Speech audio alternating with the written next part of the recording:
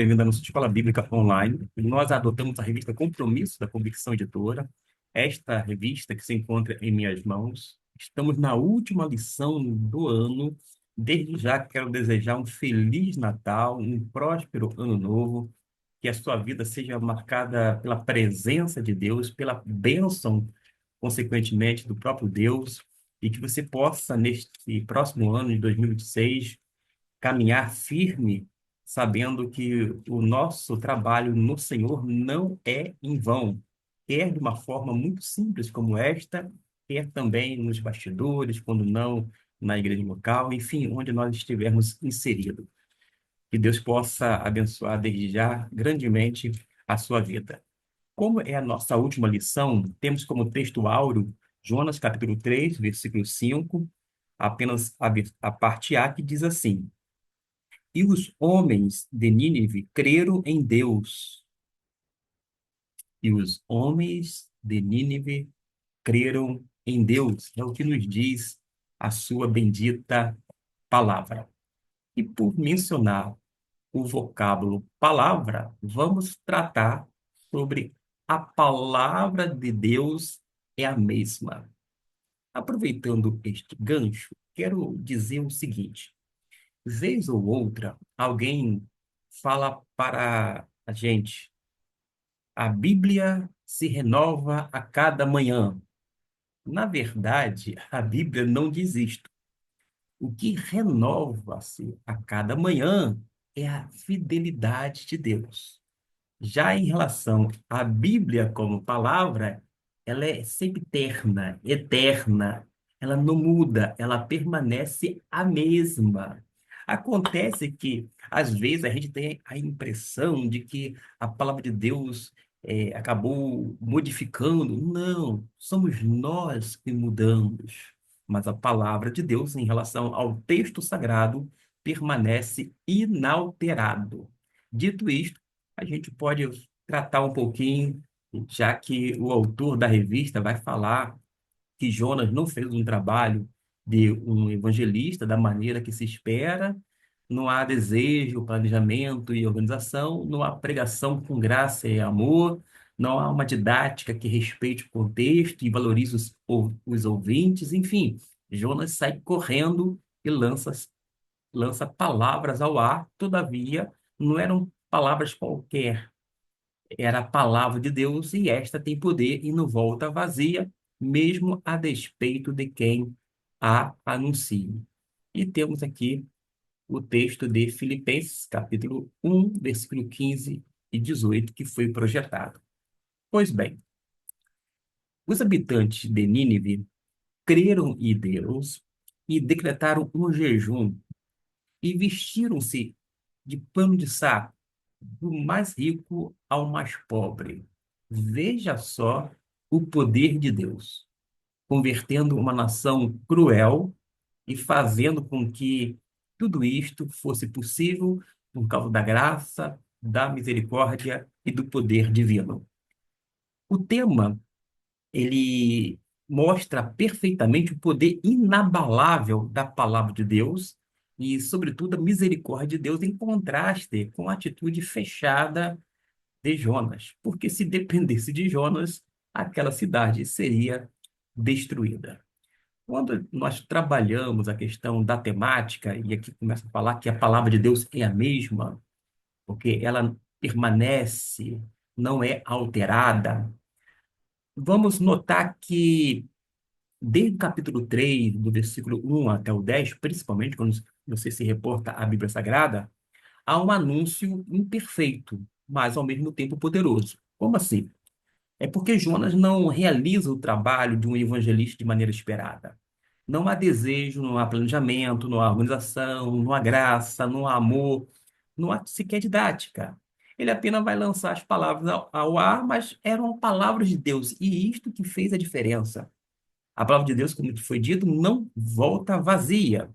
E ficou muito claro através do texto de Filipenses capítulo 1, versículo 15 até o 18, que é uma ilustração do anúncio de Cristo, mesmo por pretextos ou discórdia, mas ainda assim é motivo de alegria, contanto que Cristo seja anunciado. Já depois, nós vamos ver aqui alguns exemplos, porque vai mostrar, inclusive, que Deus é misericordioso e a sua misericórdia é sempre ativa, não é passiva. Ou seja, Deus é amoroso, ele deseja que todos os homens sejam salvos, segundo Timóteo, no capítulo 2, versículo 4, na sua primeira epístola, ou primeira carta. Nós aprendemos com a Bíblia que o plano de Deus é perfeito para reconciliar todos os homens consigo mesmo, é, e aqueles estavam dispostas, viradas, ou no estado de inimizade contra Deus desde o Éden, mesmo no Antigo Testamento, na época da lei mosaica, e, e também a respeito de um equívoco, de que a salvação e reconciliação não eram limitados apenas a Israel. Note que aqui menciona Abraão como agente abençoador de todas as famílias e não apenas de sua descendência. Ou seja, ele é um agente abençoador de todas as famílias da terra. Na verdade, Deus age através de Abraão. Temos também a questão relacionada à lei de Moisés, porque havia uma só lei para o natural e para o estrangeiro, desde que vivesse entre Israel. No tocante ao templo de Salomão, é uma casa de oração para todos os povos, para que conheçam o nome de Deus. De modo que realmente não há diferença. O Deus Pai, Filho e Espírito Santo são o mesmo. Deus Pai é Deus, o Filho é Deus, o Espírito Santo é Deus, mas não são três deuses. Há um único Deus nesse ser divino e, portanto, ele se revela em três pessoas distintas, mas devemos lembrar que a Trindade é indivisível. É meio complicado? Claro que é, mas a gente não vai trabalhar aqui a temática da Trindade, mas caso você queira saber mais, você pode deixar no comentário, quem sabe mais à frente a gente faz um vídeo de uma forma mais detalhada, falando a respeito da Trindade. Agora, vai ocorrer uma resposta inesperada. Por quê? O que Jonas não queria? O que ele não queria, acontece. Os ninivitas reagem ao chamado de arrependimento. Diz o texto que eles creram. Eles creram em Deus e decretaram o jejum. Olha só, quem decretou o jejum não foi um povo santo, não foi o povo da aliança, foi um povo pagão, diante da mensagem do Senhor. E como consequência disso, eles se vestiram de pano de saco, do mais rico ao mais pobre e vice-versa. Ou seja, todas as pessoas. Que coisa maravilhosa é o poder de Deus sobre as pessoas. E a palavra de Deus, ela continua mexendo na mente, no coração do homem, porque ela é poderosa. Ela continua trabalhando por conta do poder de Deus. Aliás, a Bíblia diz que o Evangelho é poder de Deus para todo aquele que nele crê. De fato, a palavra, conforme diz o outro tópico, dá fruto. Sim, dá fruto porque Paulo vai nos orientar para pregar a tempo e fora de tempo. O que Paulo faz é uma exortação, no caso a Timóteo, para que ele insistisse em pregar a palavra a tempo e fora de tempo. A ideia aqui principal de tempo e fora de tempo, meus irmãos, não é só o oportuno externo. Pelo contrário, é, diz respeito, sobretudo, ao interno do pregador. Tipo, se o coração, a mente, a vida do pregador estão favoráveis, isto é, alegre, saudável, firme, com apoio da igreja, fervoroso, testemunhando sinal, ou não, que se pregue a palavra de Deus. Independente das circunstâncias, da situação, pregue a palavra de Deus. É isto que ele está nos dizendo. Agora, Jonas, ele não prega ou foge, não por condições desfavoráveis externas, mas porque o seu coração estava desfavorável. A questão não era com a mensagem de Deus, uma mensagem de arrependimento, visando a restauração daquele povo, o quebrantamento daquela cidade toda.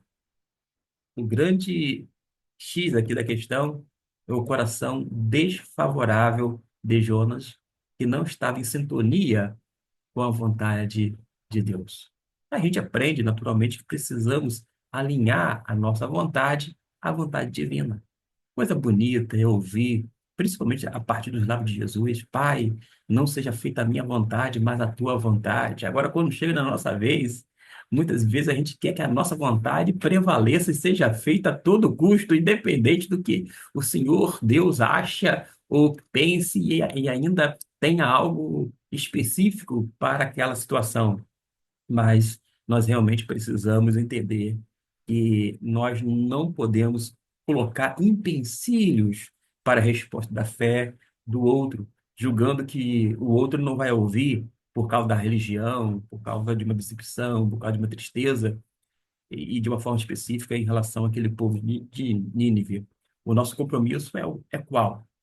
Precisamos deixar de lado a nossa preguiça, o nosso comodismo, as nossas ideias, as nossas percepções, as nossas impressões, as nossas ideologias, a nossa rejeição, as nossas crises pessoais e crer no poder da pregação da palavra. Mas a pregação da palavra mesmo. É uma exposição bíblica, não é aquele monte de historietas que, vez ou outra, ocupa o púlpito.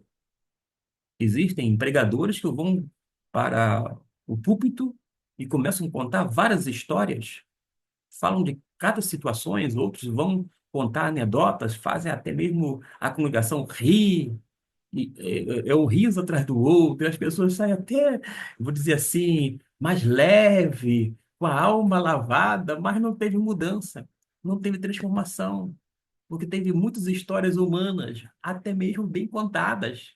Houve até piadas e anedotas, as pessoas riram. Mas acontece, meus irmãos, se a gente quer rir, a gente pode assistir um filme de comédia. A gente pode, de repente, pagar, claro, fazendo uma seleção aí bem cuidadosa, assistir um programa de stand-up, ver pessoas, enfim, arrancar uma boa gargalhada, não apenas boas risadas. Mas, convenhamos, o púlpito é algo sério. Não estou falando que a pessoa tem que ser carrancuda, não pode ter um semblante ou algo, sei lá, mais leve. Nada disso, eu estou falando em termos de mensagem. O que nós estamos precisando, sem dúvida alguma, é mensagem. A gente ouve muitas coisas atreladas à palavra de Deus, mas necessariamente, se a gente for for separar, a palavra sobra um pouquinho, porque ela é diluída no meio de tantas coisas que são narradas e contadas, pasme, a partir do púlpito. Mas se a gente pode falar sobre a palavra de uma forma simples, porque ela não muda. Capítulo 3, versículo 10. Uma leitura, por exemplo, distraída, pode levar à interpretação equivocada da parte de Deus. Pode levar àquela ideia de que Deus mudou de ideia. Ou foi pego de surpresa pelo arrependimento dos ninivitas. Não, Deus não é pego de surpresa. E Deus viu o que eles fizeram, como se converteram do seu mau caminho. Então, diz o texto bíblico, arrependeu-se do castigo que eles enviaria e não os executou. A grande verdade, o plano principal e o único de Deus é a reconciliação, o perdão dos pecados, a salvação dos povos. Por causa de quê? Deus, ele está sempre pronto a perdoar, pois tem prazer na misericórdia. O ser humano é quem rejeita a oferta. É o ser humano que escolhe o castigo. Mas a gente vai saber perfeitamente, tanto no Antigo Testamento e principalmente em um Novo Testamento, que a graça de Deus se manifestou trazendo a salvação a todos os homens. E Deus não mudou em relação aos ninivitas. Se a gente for caminhar para a gente já falou sobre a palavra que não muda, né? A palavra não muda. Se a gente for caminhar para as considerações finais, vamos notar, por exemplo, que nós precisamos atentar para o que a Bíblia diz. Chegamos ao final dessa história com um final surpreendente e inesperado. Inesperado para Jonas, que não desejava cumprir o seu chamado, conforme Jonas 4, versículo 2. Mas o autor da revista vai dizer: Jonas não foge à toa, não é por preguiça, conveniência, medo de perseguição, etc. É justamente saber que Deus é misericordioso. Ele sabia muito bem quem Deus era. E caminhando, enfim, para essa conclusão, atendemos para o confronto com Jonas. O final da história é surpreendente e, ao mesmo tempo, inesperado. Inesperado para quem? Para Deus? Não. Inesperado para Jonas, que não desejava cumprir o chamado justamente por saber que Deus é compassivo e misericordioso, é paciente, arrepende do mal, conforme Jonas 4, versículo 2. É inesperado para os ninivitas. Nem os ninivitas esperavam tal coisa. E talvez só conhecesse o Deus de Israel como um Deus vingativo. Bom, falam que ele é o Deus, o Senhor dos exércitos. O Deus de Israel é, destrói os inimigos do povo dele. Esse talvez era para os ninivitas, embora este sendo um povo cruel, achava que Deus era vingativo, mas depois vai descobrir que Deus é misericordioso. As pessoas tidas como imprestáveis, que são verdadeiros trastes, elas precisam saber que Deus não é simplesmente fogo consumidor, é também, porque Deus é justo, Deus é zeloso, tem uma tratativa especial para com os seus. Mas Deus é rico em perdoar. Deus é amor. Deus deseja a salvação de todos. Deus quer a restauração de todas as pessoas. Imagine só, meus irmãos, se nós fizéssemos a nossa parte em todas as áreas da sociedade, no segmento da onde nós estamos inseridos. Quanta coisa seria diferente? Não apenas uma bancada chamada evangélica, com ética cristã, pautada na palavra, não na barganha, não no toma lá da cá, não buscando agradar apenas o seu gueto, querendo fazer com que haja um voto de cabresto, mas legislando, governando para todos, visando o bem comum. Que coisa boa, que coisa maravilhosa seria. Falei apenas um exemplo, mas precisamos, nesse finalzinho de ano, refletir por causa de quê? Porque podemos nos ver nos dois lados da história. Isso mesmo. Que lado é esse que a gente pode nos ver? Nós podemos nos ver como Jonas, resistindo à vontade de Deus, em fazer ela, porque sabemos que haverá mudanças em nós. Poxa, se eu mudar, se Deus fizer isso na minha vida, eu vou deixar de ser o mesmo da forma que eu quero ser, ou como eu acho que deva ser. Aquele meu pecadinho de estimação, não sei mais, eu vou ter que abrir mão dele. Mas se a gente acatar a vontade divina, sem dúvida nenhuma, levará para uma transformação, uma mudança, algo realmente significativo que fará uma diferença na nossa vida. Então, resistimos a fazer a vontade de Deus porque sabemos que haverá mudanças em nós e no próximo, e nos levará a lugares que nossa humanidade caída não deseja. Mas podemos nos ver do outro lado, como os ninivitas. Porque muitas vezes nós somos é, eles, em que sentido? Nós mesmos somos e sentimos que necessitamos da exortação que leva à confissão e ao arrependimento. Ah, se a igreja evangélica, no domingo, com seus membros, fechassem as portas e começassem a clamar por misericórdia, porque chegamos a um período que até mesmo em algumas igrejas batistas, quando não muitas, o púlpito foi usado como um palanque político partidário. quantas mensagens adulteradas, falando de uma forma de pretexto sobre a luz, sobre a Bíblia Sagrada, mas, na verdade, induzindo a pessoa a fazer isto, aquilo, outro, conforme uma ideologia.